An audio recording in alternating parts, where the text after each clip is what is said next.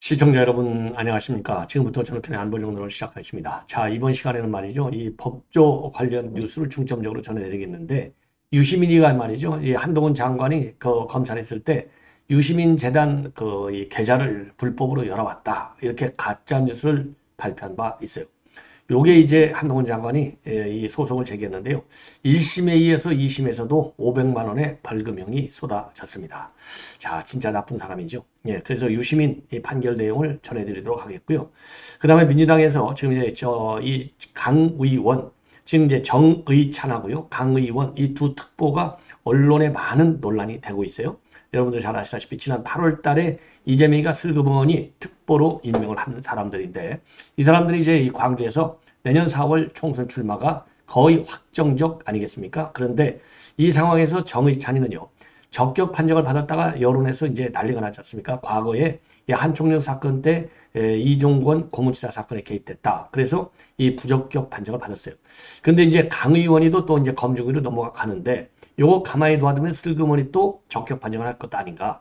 그래서 지금 언론에서 강 의원의 비리 의혹도 대대적으로 지금 보도를 하고 있습니다. 자, 그래서 강 의원과 관련된 뉴스, 이제는요, 음주운전까지 지금 나오고 있는데, 음주운전이 한 번도 아니고 두 번씩이나, 예, 그리고 면허 취소까지 당할 정도로 심각한 운전이었다라는 내용이 지금 나오고 있어요. 그래서 이 강 의원 특보와 관련된 이 비리 문제도 또 대대적으로 우리가 보도를 해야 되겠죠.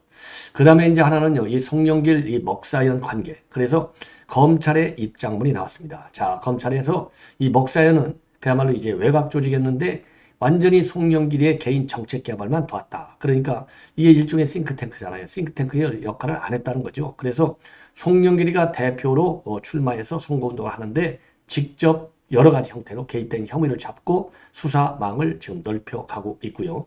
그리고 이제 중요한 것 중에 하나가 이 돈 살포 시점과 장소를 검찰이 이제 윤관석 발언을 증언을 토대로 이제 특정을 하고 있어요. 그래서 2018년도 4월 28일 날 아침 10시경을 이 살포 시점으로 보고 있습니다. 1차적인. 자, 그래서 요때 외통위장실에 와 있던 10명을 집중적으로 소환 조사하겠다. 이런 보도가 나오고 있습니다. 그래서 요 내용도 말씀을 드리고요. 민영배가 입만 열면 사고를 치죠. 그래서 어제는 이제 이 불임정당이라 해서 난리를 쳤는데, 오늘은 또 뭘로 난리치고 있느냐? 조금 전에 말씀드린 대로 이 정의찬이를 공천줘야지 무슨 소리냐? 왜 부적격 판결을 하고 있느냐? 요렇게 지금 주장을 해서 또 논란을 야기하고 있습니다. 자, 그래서 이런 내용을 가지고요, 여러분께 이제 하나씩 말씀을 드리도록 하겠고요. 자, 그리고 잠시 후면은요, 오후 5시에 지금 한동훈 장관의 이임식이 예정되어 있습니다. 그래서 한동훈 장관의 이임식 발언 내용도 여러분께 전해드리도록 하겠습니다. 자, 그러면은요, 우선 유시민과 관련해서 지금 항소심에서도요, 벌금 500만 원인데 이거 뭐 징역을 쳤어야죠. 이게 벌금 갖고 되겠습니까? 왜? 아니, 재질이 아주 나쁘잖아요. 자, 그래서 요 내기는요, 2019년도 12월 달에 처음으로 이제 이거를 갖다가 이제 보도를 하는 겁니다. 뭐냐? 그 당시 이제 유시민이가 이 알릴레오 유튜브 채널을 통해서 한동훈 장관이 대검 반부패 강력 부장을 할 때인 2019년도 11월 말 또는 12월 초에 유시민 본인하고 노무현 재단 계좌를 불법으로 추적했다. 이렇게 발언을 합니다. 그러면 이거를 딱 한 번만 발언하는 게 아니라 여러 차례 발언을 해요. 2020년도 4월 달에도요, 채널A 검언주착 사건을 보도하면서 또 본인 계좌를 갖다가 검찰이 열어봤다. 사찰했다. 이렇게 입장을 밝혔고요. 그리고 2020년도 7월 달에 또다시 이 한동훈 반부패 강력부에서 이 불법으로 노무현 재단 이 계좌하고 본인 거 계좌를 열어봤을 가능성이 높다. 이렇게 발언을 합니다. 그래서 이러한 유시민의 발언 내용이 결국은 한동훈 장관의 명예를 훼손했다. 그래서 이제 한동훈 장관이 이거를 고발 조치했어요. 그래서 1심에서도 이미 그러니까 이제 작년 6월이죠. 벌금 500만 원을 선고한 바 있고, 오늘 또 이 항소심에서 똑같이 벌금 500만 원을 선고했습니다. 그래서 당시에도요, 재판부가 피고인은, 그러니까 유시민은 보건부 장관도 지냈고, 그리고 정치사회 논객으로 활동을 많이 하기 때문에 여론 형성에 상당한 영향을 끼친다. 그래서 여론 형성에 왜곡을 할 수 있다. 따라서 죄질이 안 좋다. 그래가지고 500만 원을 그 당시에도 벌금을 선고한 바 있습니다. 자, 그런데요. 오늘 또 마찬가지로 이 항소심에서도요. 똑같은 500만 원을 선고했어요. 야, 이거 질이 이렇게 안 좋은데 이런 거 뭐 법정 구속해버려야 되는데 참 안타깝습니다. 예. 자, 그리고요. 그리고 이제 당시에 1심 재판부의 이제 특징적인 내용 중에 하나는 이 유시민이가 이걸 가짜라는 걸 알고서도 허위라는 인식을 하고서도 의도적으로 가짜 뉴스를 만들어서 이 전파한 점. 요것이 유죄의 결정적 근거가 됐던 겁니다. 자, 그래서 말이죠. 검찰에서는 지난 1심 때와 마찬가지로 징역 1년을 구형한 바 있는데 벌금 500만 원으로 끝이 났고요. 자, 이걸 보면은 이제 앞으로 이제 대법원에 가더라도 대법원에서 형량 변경은 없거든요. 자, 법리심판만 심리만 하지. 그렇기 때문에 요대로 대법원에 가더라도 이제 딱 굳어지는 거 아니냐. 그래서 유시민 같은 이런 이 좌파, 그러면 가짜 뉴스를 메이커나 하는 뭐 당연히 맨 앞에는 이제 이재명이 가짜 뉴스 왕초죠. 예.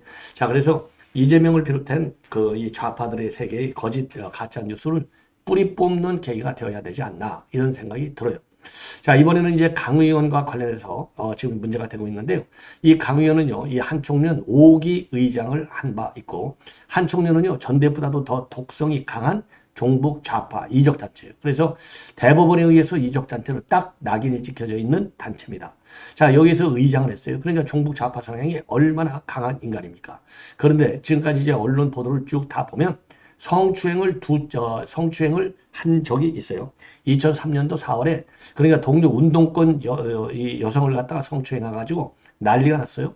자, 그래서 이 성추행이 문제가 돼가지고 과거에 이 선거에 출마했다가 출마를 접은 경우도 있는데 이 성추행 때 또 2차 가해를 야기했다. 이런 또 논란이 야기된 바 있습니다. 그리고 지금은요. 음주운전을 2번씩이나 했는데 무면허 지경에 이르렀다. 그 정도로 심각한 음주운전을 한 것이죠. 그리고 음주운전을 한 것도 5.18 때 딱 5.18 날 한 거예요. 예. 그러니까 이거는 뭐 송영길이가 5.18 때 전야제 광주 가가지고 그야말로 룸사롱에 가서 아주 뭐 흥청망청 술 먹고 노는 이거하고 똑같아요. 그러니까 이 좌파들이 노는 꼴이 다 똑같습니다. 자, 그래서 이게 문제가 제기되고 있는 겁니다. 그래서 이 강 의원도 지금 이제 민주당에서 이제 적격 여부 심사해야 될 거 아니겠습니까? 심사를 앞두고 있는 상황입니다. 자, 그래서요, 이 곽대중 씨, 그러니까 봉다로 씨가 이제 금태섭 지금 내 정당 여기에서 이제 대변을 받고 있는데 최근에 들어서 말이죠, 이 정의찬과 그다음에 강의원 이 두 사람에 대해서 집중적으로 이 과거의 비리를 갖다 폭로하고 있는 겁니다. 자, 그러면은 참고적으로 먼저 이 곽대중 씨의 이런 폭로 내용에 앞서서 이 강의원이라고 하는 인간은 과연 어떤 인간이냐? 73년생이고 전남 영광 출신입니다. 그래서 이 전남대학교를 나왔는데 전남대학교 나올 때 이 한총련 의장을 한 겁니다. 그리고 지난 8월 달에 당대표 특보가 됐고 그리고 원외 친명 조직인 더민주 전국혁신회의 사무총장을 지금 맡고 있어요. 그리고 이재명이의 측근 중에 측근이기 때문에 이재명이가 경기시장할 때 완전히 경력 관리를 해줬어요. 그래서 이재명이 선대위에서 일정 총괄 팀장을 했고요. 그리고 경기 농수산진흥원의 원장을 했습니다. 그리고 경기농식품유통진흥원 원장도 했어요. 자, 그래서 지금 이제 이 사람은요, 지금 광주에서 출마를 노리고 있는 그러기 때문에 이제 검증 절차에 돌입할 수 있는 상황인데 문제가 심각하다 이겁니다. 그래서 이 곽대중 씨가 이제 폭로하고 있는 내용을 보면은 2005년도에 음주운전을 한 번 했고요. 이게 1회차고 그 다음에 2006년도에도 음주운전 2회차인데 그때는 무면허 음주운전까지 했다는 겁니다. 그래서 2006년도 무면허 운전은요. 그리고 날짜가 딱 언제냐? 바로 5월 18일 전yan제 때 했다는 겁니다. 자, 이 정도가 되면 이거 뭐 인간이기를 포기한 것이죠. 더군다나 광주에서. 그래서 이거를 갖다가 이제 곽대중 씨는요. 새삼스럽지도 않고 밖에서는 5.18 민중항쟁 전야제를 치르는 와중에 자신들은 룸싸움에서 춤췄던 그당 선배들이 세우는 아름다운 전통에 따른 것일 테니까 이렇게 비꼬고 있어요. 이 얘기는 송영길하고 김민서이가 이 새천년 NHK 사건, 룸싸움 사건 요거를 언급한 거가 되겠습니다. 자, 그래서 지금 이제 이 당시에는 더군다나 이 한때 그러니까 지금 누굽니까 이 강의원은 한때 이제 한통령 의장까지 했잖아요. 그러니까 이제는 너는 다 내려놔라. 이렇게 지금 그 곽대중 씨가 폭로를 하고 있어요. 자, 참고적으로 그래서 이 강북보의 경우에는요, 97년도에 한총련 5대 의장이 됐는데, 의장이 선출된 직후에 한양대에서 한총련 간부들이 말이죠, 민간인을 불합치로 몰아서 숨지게 한 이석 치사 사건이 지금 발생한 바 있는데, 그 사건에도 연루됐다. 그래서 결국은요, 직접 연루는 아니지만 여하간 국보법 위반으로 한 달 뒤에 구속이 됐고요. 그리고 대법원에서 한총련을 갖다 이적단체로 규정해서 이 강의원한테는 징역 5년을 선고한 바 있어요. 그래서 2018년도에 광주 광산구청장 선거에 출마를 했는데 2003년도 성추행 사건 때문에 출마를 포기했다가 지금 다시 서구갑 출마를 지금 노리고 있는 겁니다. 자, 그래서 그 당시에는요, 당시 성추행 상황에 대해서 60쪽 분량의 소책차를 통해서 해명했는데 이것이 2차 가해로 명예훼손 손배에 입사했고 결국은 대법원은 2021년도에 1,000만 원을 배상하라는 판결을 내린 바 있어요. 자, 그래서 이 강의원은 지금 현재 이 친명 외곽 조직인 더민주혁신회의 사무총장을 맡아서 전국을 노리고 다니고 있고요. 그리고 이제 지난 9월 달에 체포동의안이 이제 가결이 됐지 않습니까? 그때 표결을 앞두고서요. 이번에 가결표 던지는 사람들은 끝까지 추적해서 추적 색출해가지고 정치적 생명을 끊어놓겠다라는 그야말로 협박 테러 전술까지 핀 사람이 바로 강 의원입니다. 자, 그래서 강 의원은요, 출마는 계획대로 준비를 중이라고 하는데 이 공천심사위에서 반드시 아웃이 되도록 우리가 지금 더 많은 여론의 압박을 가해야 될 것이 아니냐 이런 생각이 들어요. 자, 다시 한번 여러분께 이 강 의원의 신상을 말씀드리면 전남 영광이고요. 그리고 광주대학에서 아까 말씀드린 대로 이 한총련 의장을 했고, 그리고 이제 성추행 문제로 관해서 많은 논란이 야기됐다. 그래서 지금 다시 한번 이제 문제가 된다면 이 과거의 성추행 문제, 그리고 음주 문제 이런 것들이 다 싸잡아서 영향을 줘서 이 공천 검증위원회에서 통과가 되지 않도록 해야 될 것이 아닌가 이렇게 생각이 듭니다. 예, 자, 이 정도로 이제 말씀을 드렸고요. 자, 이번에는요, 이 송영길의 이제 먹사연, 이게 이제 통일부에 등록되어 있는 통일학술 단체로 되어 있는데, 사실은 이게 먹사연이 성격이 변질이 됐다는 겁니다. 자, 어떻게 변질이 됐느냐? 이 통일정책을 연구해야 될 거 아니에요? 자, 그런데 통일정책을 연구를 안 하고, 송영길의 개인의 정책 개발에만 몰두한 거예요. 자, 그러면서 송영길이가 전당대회 당대표로 나왔을 때, 많은 불법 활동에 직접 개입이 되는 겁니다. 자, 그래서 요 내용을 좀 말씀을 드리면, 그래서 중앙지검에서는요, 본래 어제 출석 조사를 요구했어요. 왜냐하면 이런 먹사연 문제 7억 6,300만 원의 이 정치 자금을 불법으로 수수했다. 요게 이제 메인 범죄 행위 중에 하나잖아요. 그래서 요거를 조사하려고 나오라 했더니 안 나왔어. 그래서 지금 검찰은요, 앞으로도 만약에 소환 조사에 응하지 않으면 강제 구인장을 발부받아가지고 강제 수사에 나서겠다. 근데 문제는 뭐냐?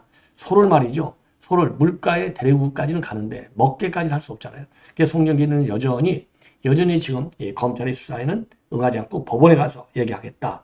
자, 그리고요, 지금 검찰에서는 대질신문까지도 고려하고 있다는 겁니다. 그래서 검찰의 이 수사, 이 강도는 갈수록 상당히 세진다. 이렇게 이제 볼 수 있어요. 자, 그래서 지금 검찰에서 내놓은 입장을 보면은 그야말로 이제 강제 수사까지도, 강제 구인을 통한 수사까지도 지금 검토하고 있고.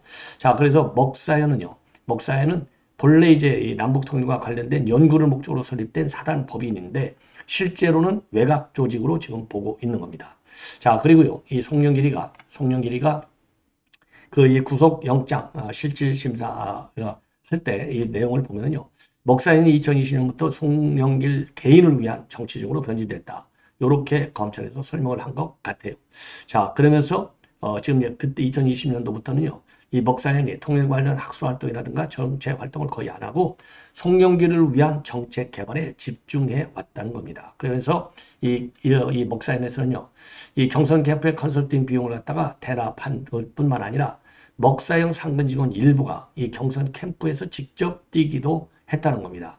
자, 그리고요, 저 송영길을 지지하는 의원 모임의 다과비라든가 그리고 경선 관련 모임의 식사비 이런 것도 먹사연이 직접 지금 이 지불한 이 정황을 검찰이 포착하고 있다고 합니다.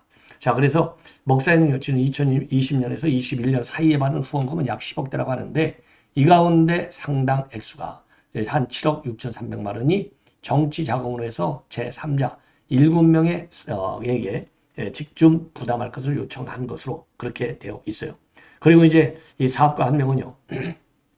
송영길을 갖다가 이제 회사로 찾아온 이후에 1억 원을 후원금으로 낸 적도 있고, 그리고 또 다른 사람은 또 미리 또 돈을 낸 적도 있어요. 그래서 후원금을 낸 사업가가 극단적 선택까지 한 사례가 있을 정도로 요 여파는 상당히 심각하다. 이런 생각이 듭니다.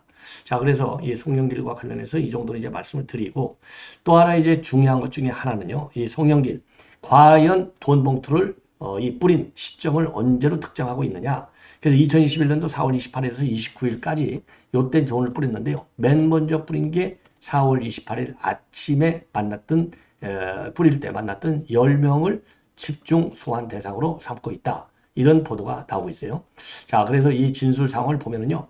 4월 28일 날 윤관석이가 법정에서 진술했어요. 그래서 요거가 굉장히 중요합니다. 자, 그래서 이정근에게 받은 돈 봉투 10개를 국회의원들에게 제공하기 전까지 어떻게 보관했냐? 그랬더니 제가 가방에 넣어서 차 안에다가 가지고 있었다. 그 다음에 4월 28일 출근할 때도 가지고 나왔나? 그러니까 가지고 나왔다. 예, 이렇게. 그러니까 이제 이게 돈을 살포한 특정 시점하고 딱 맞아 떨어지는 겁니다.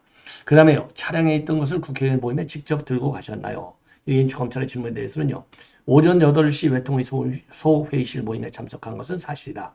그러나 교부와 연결된 부분은 말하지 않겠다. 그러니까 자기한테 불리하니까 얘기 안 했다라고 안 하겠다라는 입장을 분명히 지금 밝히고 있어요. 자, 그래서 요 내용을 보더라도 지금 검찰에서 얘기는요. 요거를 보더라도 이 송영길이가 돈 봉투 살포 과정에도 충분히 개입을 했고 또 인지하고 있었던 것이 아니냐. 이러한 판단을 내리고 있고요. 자, 그리고 이정근이도 이 녹취록이라든가 그다음에 법정 진술 내용을 보면 다 송영길이가 알고 있었다는 거죠. 자, 그래서 지금 이제 이정근에게 이 받은 돈 봉투 10개를 의원들에게 주기 전까지 어떻게 보관했느냐. 이런 질문을 지금 검찰에서 했더니 윤관석 얘기가 가방에 넣어서 차 안에 가지고 있었다. 자, 그리고 2021년도 4월 28일 아침 출근 때도 돈 봉투를 가지고 왔느냐. 그러니까 맞다. 이렇게 얘기를 하는 겁니다. 자, 그러면서요. 이게 아주 의미 있는 게 윤관석이가요. 차량에 있던 돈 봉투를 직접 들고 의원 모임에 갔느냐 물었더니요. 그거는 이 교부와 관련된 부분이라서 말하지 않겠다. 그래서 진술 거부권을 행사하고 있는 겁니다. 자, 이 정도 되면요. 이 송영길이의 이 죄행은 분명하게 보이지 않나 이런 생각이 들어요. 예. 자, 그리고 이제 이정근도 예, 마찬가지가 되겠습니다. 예. 이정근이도 말이죠. 지금 이제 뭐라고 그동안에 이제 이 법정에서 얘기를 했느냐. 이정근이 그다음에 윤관석이 뭐 다 한 패거리로 이제 한 것이 아니겠습니까? 예. 자, 그리고 이제 또 하나 이제 말씀을 드리고 싶은 것은 윤관석이가 2021년도 4월 28일 날 이정근하고 통화해서 어제 그거 의원이 많아서 정리해 버렸는데 모자라. 그래서 우리 이용빈이나 김남국이나 윤재갑이나 김승남이나 아직 못 줬어. 이렇게 하면서 추가 자금을 요청한 사례까지도 지금 검찰에서 포착했다는 겁니다. 그래서 여기서 나온 어제 그거가 결국은 이정은에게 받은 돈 봉투 10개를 의미하는 걸로 보고 있어요. 자, 그리고 이제 마지막으로 지금 이제 검찰은요, 이런 윤관석의 법정 진술, 그리고 이정근과의 통화 내용, 그 다음에 마지막으로 이 윤관석과 다른 의원들에게 동선 기록, 이거를 근거로 해서 윤관석이가 직접 개입되어 있다라는 결론을 내린 것으로 보입니다.